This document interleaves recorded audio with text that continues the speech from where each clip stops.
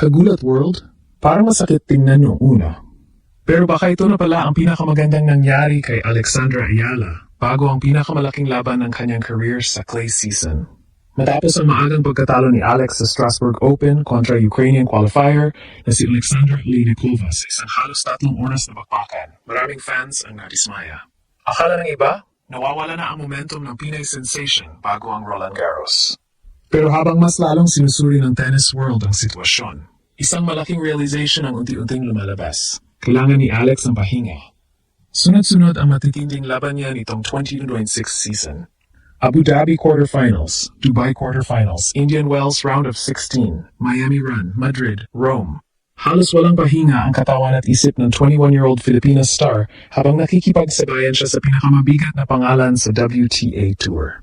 At ngayong maaga siyang natapos sa Strasbourg, biglang nagkaroon si Alex ng extra recovery days bago sumabak sa French Open.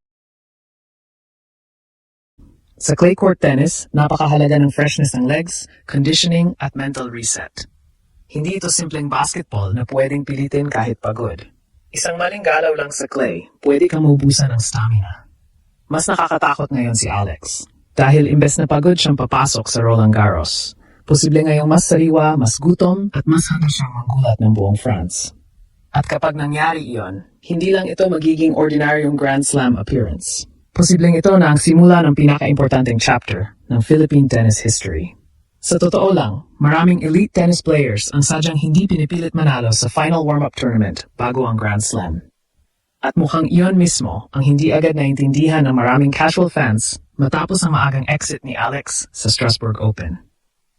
Umasakit ang pagkatalo. Matapos manalo sa first set, bumagsak si Alex sa matinding 3-set battle laban kay Alexandra Oleinikova, 6-3, 5-7, 3-6. Sa isang laban na tumagal ng halos 3 oras. Isang ubusan ng lakas, isang jera sa baseline. Isang laban na kitang-kita na parehong pagod na ang dalawang manlalaro sa dulo. Pero kung titignan mo ng mas malalim, baka blessing in disguise talaga ito.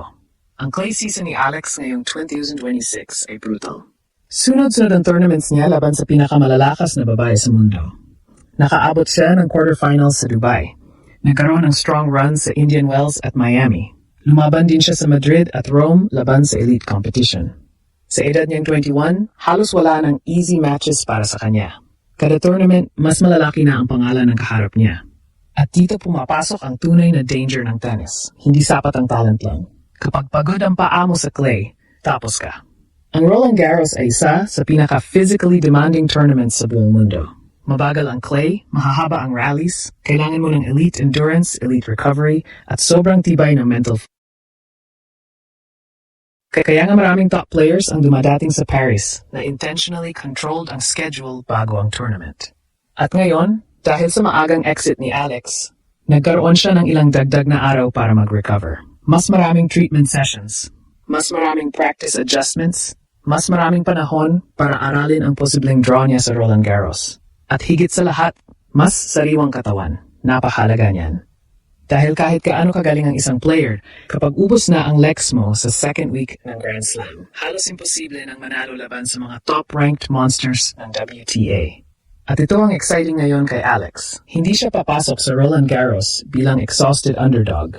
Papapasok siya bilang dangerous dark horse. Isang batang Filipina na wala nang takot sa malalaking pangalan.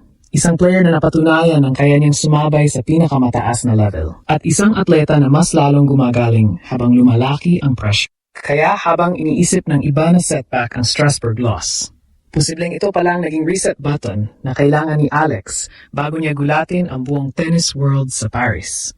At dito na mas lalong nagiging delikado si Alex para sa buong Roland Garros field.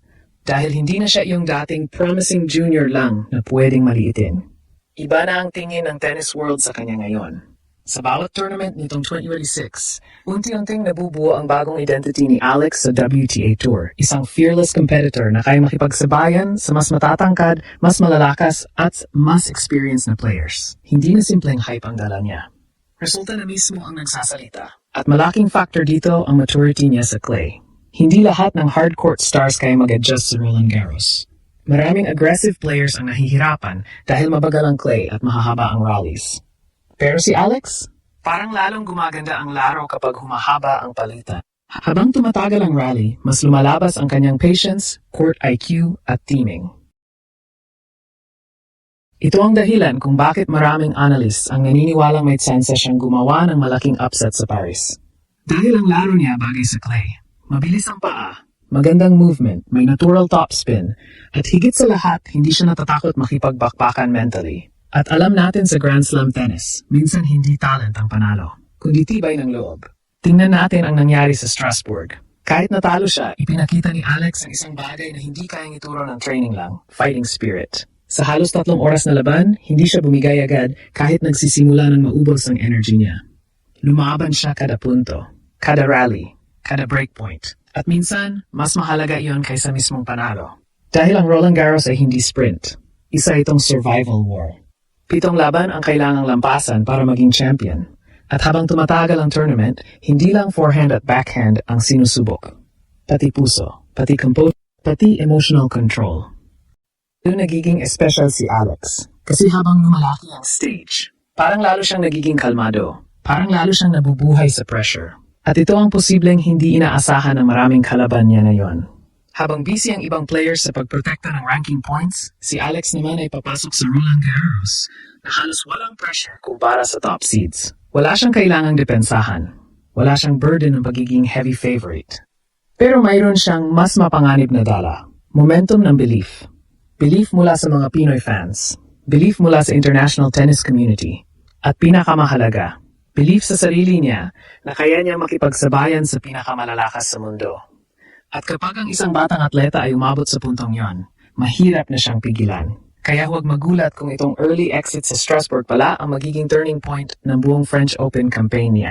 Dahil minsan sa sports, hindi lahat ng pagkatalo ay totoong pagkatalo. Minsan, preparation pala ito para sa mas malaking pagsabog. At baka sa Roland Garros, doon natin makita ang pinakamapanganib na version ni Alex. Kaya habang maraming fans ang unang nalot sa Strasbourg exit ni Alex, mas malinaw ngayon na maaring ito pala ang eksaktong kailangan niya bago ang pinakamabigat na laban ng kanyang clay season. Hindi laging maganda ang momentum kapag sobrang pagod na ang katawan. Sa tennis, lalo na sa Roland Garros, freshness at recovery minsan ang tunay na sikreto para makagawa ng malalim na run. At ngayon, may sapat na panahon si Alex para i-reset ang kanyang katawan, kumpiyansa at game plan bago sumabak sa Paris.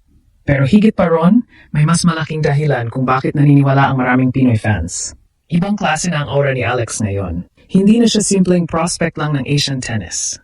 Isa na siyang tunay na threat sa world stage. At habang papalapit ang Roland Garros, pakiramdam ng marami, may paparating na special. Dahil minsan, ang pinakamalaking tagumpay ay nagsisimula muna sa isang masakit na pagkatalo.